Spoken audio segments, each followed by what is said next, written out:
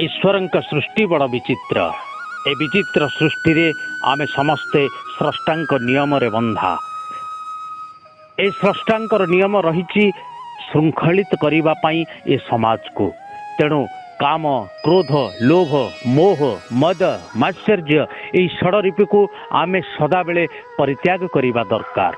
किंतु आमे ए षडरिपुर बशवर्ती हेई निजे निजर क्षति करि चली छंती। तेणु ए षडरिपु मध्यरु गोटाए रिपु होउची लोभ।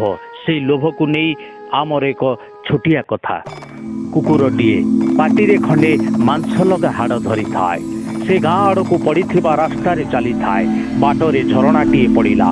झरणा पार हवा पाई लोके ता उपरे काठगड़ाटीए पकई थांती। कुकुरटी ता ऊपर दे झरणा पार हवा को लगिला। मुंड उपरे निदाग खरा। कुकुरर छाई झरणा पानी रे पड़ू थाए। से निज छाई को देखी आउ गोटे कुकुर बोली भाविला।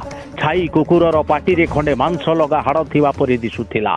ताकू देखी कुकुरर लोभ हैला। से मांस खंडक खाइबो बोली भाविला। एहा परे से भो भो कही चित्कार करी पाटिरु मांस खंडक हरई देला। आउ सेई मांस खंडक पानी सुअरे भासी गला। लोभी कुकुर छाई मांस लोभरे असल मांस को हरई बसिला। ताहले एथुरु आमे कौन शिखिले दर्शक बंधु? आमे एया शिखिले जे अन्यर जिनिस प्रति लोभ करिबा नहीं। तेणु मु प्रथम कहली काम, क्रोध, लोभ, मोह, मद, मात्सर्य ए सब को वर्जन करिबा निहाती दरकार।